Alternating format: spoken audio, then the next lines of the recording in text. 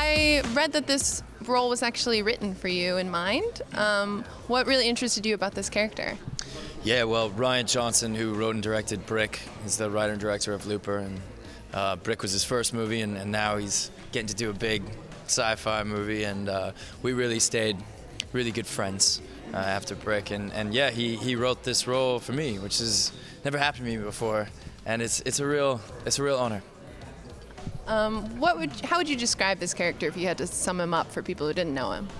Well, let's see. The character is named Joe, actually, and yeah, and he is a looper, and what that means is he's a special kind of assassin that uses time travel to kill his victims. It's criminal, it's illegal, and because time travel is so illegal in the future, eventually the mob that employs me wants to sever those ties, and so they send me my future self to kill. But my future self ends up being Bruce Willis, who beats me up instead of getting killed, and then goes on the run. So it's a bit of a cat and mouse. So what was it like doing action scenes with an action star like Bruce Willis? You know, it feels a lot safer when somebody knows as well as he does how to do it.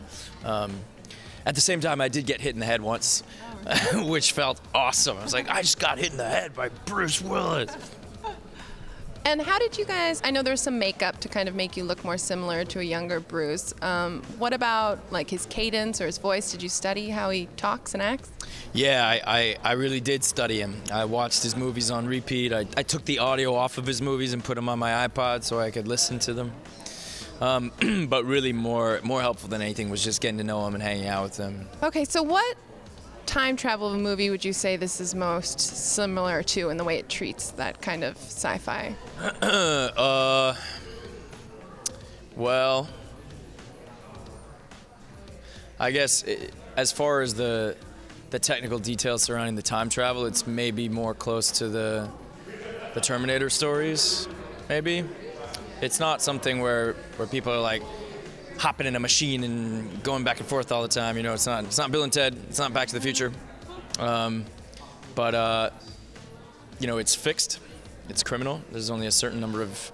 It only works one certain way. You can send somebody back this interval of time. No one quite knows why it works or how it works. They know it's dangerous, and that's why it's illegal. And you've said that Rian and you know, work well together, and you enjoy working with him. Do you think certain actors work well with certain directors for a reason, or what do they have in common that makes that work? Sure, I do think certain actors and directors are good pairs.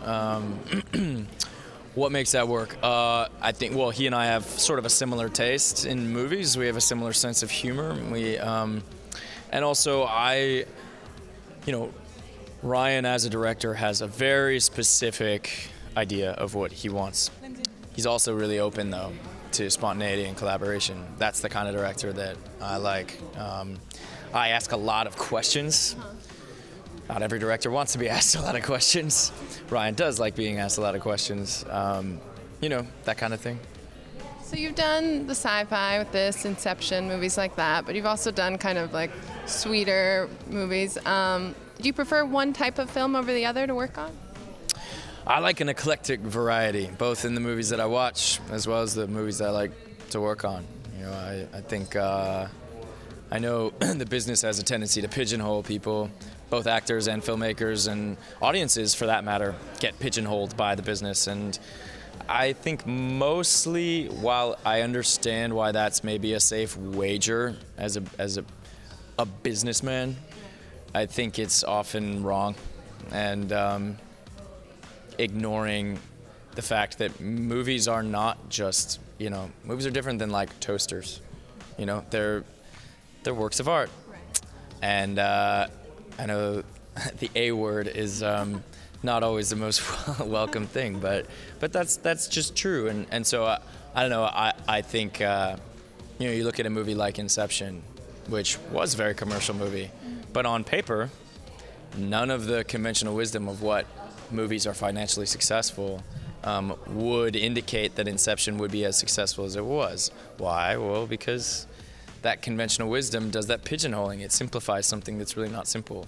And people loved Inception because of its complexities, because it was unique, because they felt like they were watching, you know, a story told by an individual storyteller with a voice of his own. And, you know, that's Nolan for you. And I think Rian has that in common with Chris. And you know, they're very different filmmakers and very different people, but they both have an individual voice that they're not willing to bend for the sake of box office or market research or anything like that. And since we're at Comic-Con, do you know what you guys are showing at the panel today, and what do you think people are going to react to? I haven't seen it, actually. I know they put together a new, you know, reel of stuff. I'm looking forward to seeing it. And more than anything, I'm looking forward to seeing it in a room full of 6,000 people. You know, for me, the charm of a cinema has less to do with how big the screen is or, you know, 3D technology or whatever. You know, I don't think that's what the draw of a cinema is. It's not the size of the screen. It's the social experience. It's going out and seeing a movie out in the world with other people. It changes it. You know, when you're watching, especially like a comedy, for example, when you're watching a comedy and other people are laughing, it's going to make you laugh. But the same goes for an action movie like Looper or Inception. You watch it with a crowd, that energy is palpable. It's different than when you're watching it at home. You know, so to show this clip in front of this crowd, this Comic-Con crowd that's so passionate, I think there's going to be a lot of energy, and that's exciting. Do you ever get nervous being in a room like that with 6,000 people, or is this just an old hat for you now? I can't say I do get nervous. No. I guess, since you're in front of them a lot. I like getting nervous. It doesn't happen very often, but occasionally, you know. But no, I don't know. Then again, an audience of 6,000, you know, I wouldn't describe it as nervous, but I will feel the energy, and that's cool. That's what I want to feel, and that's exciting. It'll be different than just, you know, a Q&A at a, you know, a normal sized cinema. And since we're at Comic-Con, can you tell me what you geek out about or what gets you really excited? Well, what gets me really excited is movies. You know, I love movies. I love watching them. I'm lucky to get to work in movies, and that's what's so cool about being here, is that people here really love it. It's not just a dismissible, disposable evening of entertainment. A movie is something they care about, they think about it, you know, and that's how I am with movies. It's something I think about all the time, I care about, and so it's cool to be among other people that feel as strongly as I do.